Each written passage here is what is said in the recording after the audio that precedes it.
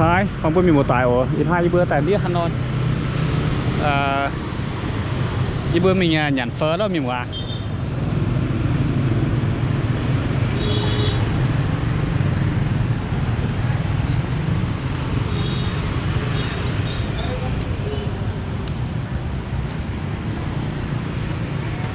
hả đi bịa đã hai năm mà tao ông cơ mà cho là nhá tao đây miền Sam hả chia Sam hả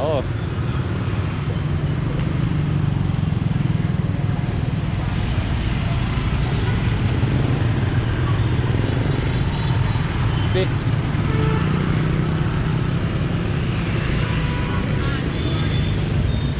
đây này nó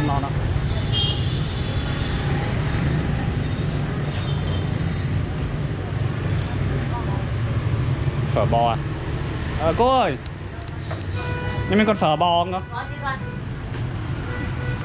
cho 14 một phở bò và đi con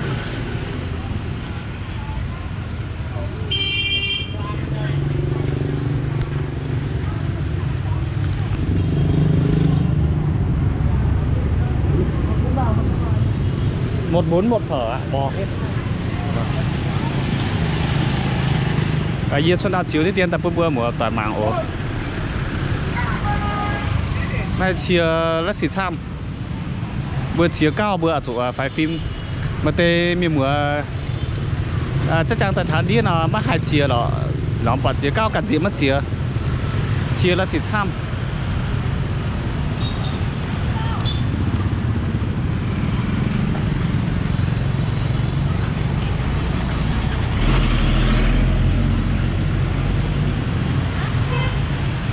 การใช้ยืมอันห้ามจีดห้าน้อมตองดาวติ๋วเก้าดาวเนี่ยใหม่น้อมตองหังเฟอร์เนาะไปพายเรียกปลาเสียเป็นเบอร์มาควาย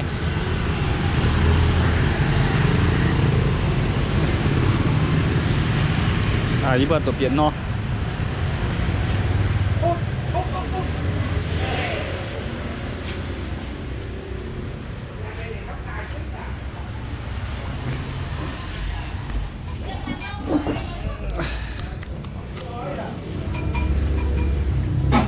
này đây hai chữ tiền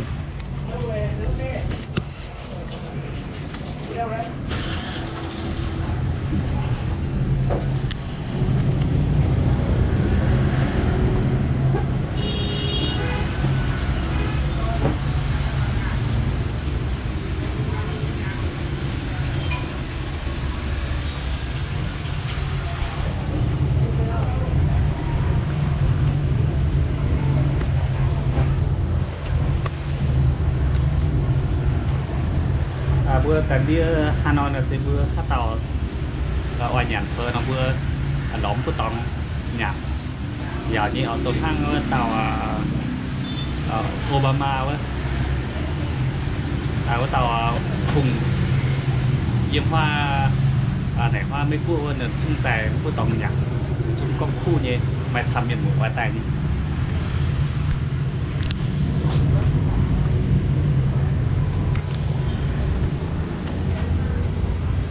mấy nào xuất tặng ổ thêm cái tôi xuất tặng đó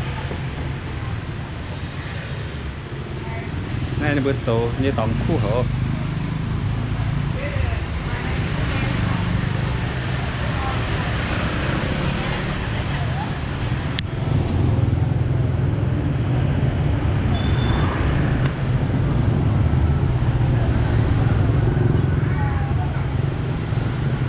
đâu mày chăm nó tòng như đó mày chăm nó tòng chỗ này phở nhé bản năm tòng đào tới y tàu mặc của ông nó bữa chỗ tại ngoài hải cà phê khu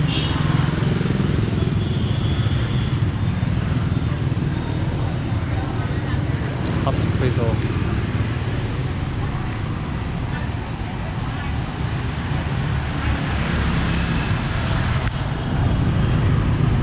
ở đây chia nó tham khảo vì mà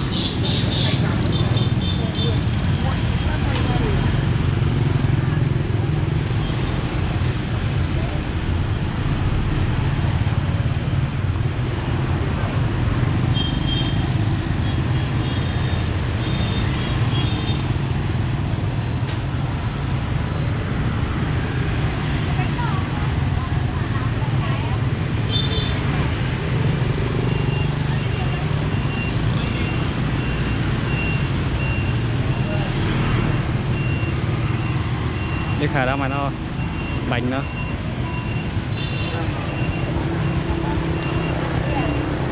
bao tiền một cái bánh bò chưa cô? Bánh nào em?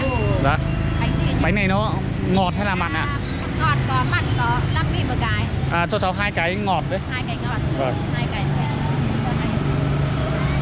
Có bánh dày ngọt được không? Đó. Bánh dày này cũng ngọt này. À thôi 2.000. lấy tạm phần này rồi. Dạ 2 cái này. Dạ vâng.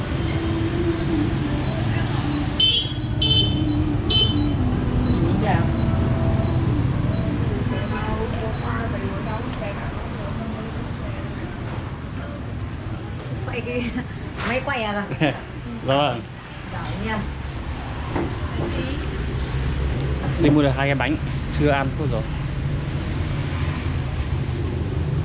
Cái mặt đây này. Vậy ạ.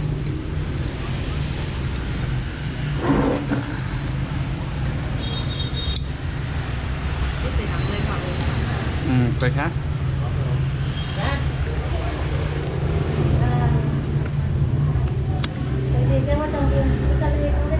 Xoay khác cô nhà. Hả? Cô nhỉ? Tế sẽ hiểu ra nhúng. Buồn tiêu. À buồn tiêu.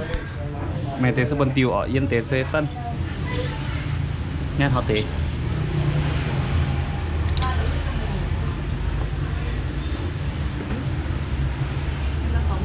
Có. Mà nha. Ông ơi, nhà mình có rau sống không nhỉ? Có. Cho cháu xin một ít.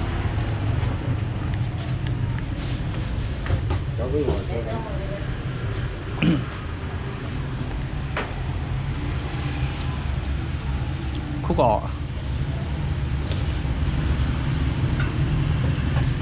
Nom tòng xe đi bữa hải châu khu chị ạ.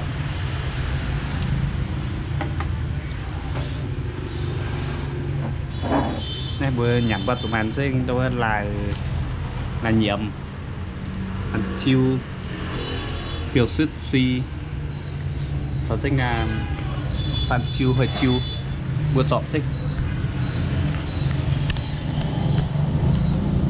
mình chiếu tiếp với nhắm à mà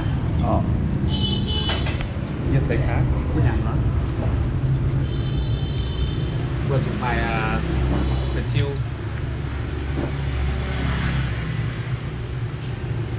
thứ nhất bữa ăn phản chiêu phải nghỉ nhé bữa ăn phải phật chiêu Đó, nhiều phần chút chia này. thế sẽ như bữa chỗ thì phật chiêu nhiều Mình ăn xong rồi không? bữa nhà tốt biệt nhưng mà bữa anh ăn xong thì nhà mất biệt bữa anh ăn chỗ thì bữa cái trọ kinh tế kinh tế để ăn chứ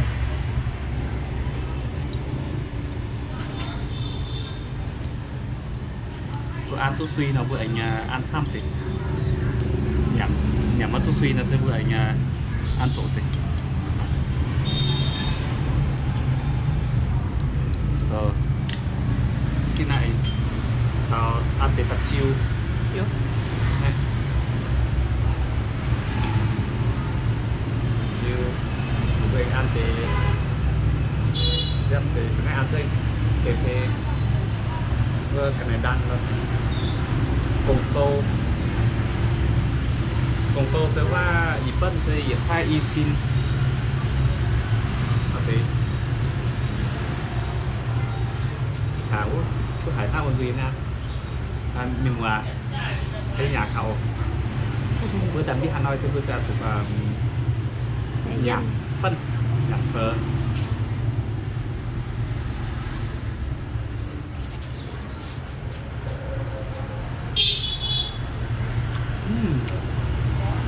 hậu đây nhà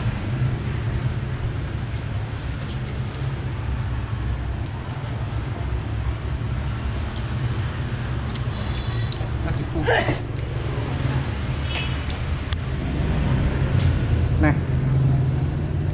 là bữa nhạc tôi biết là bữa ăn phần chiếu xăm thì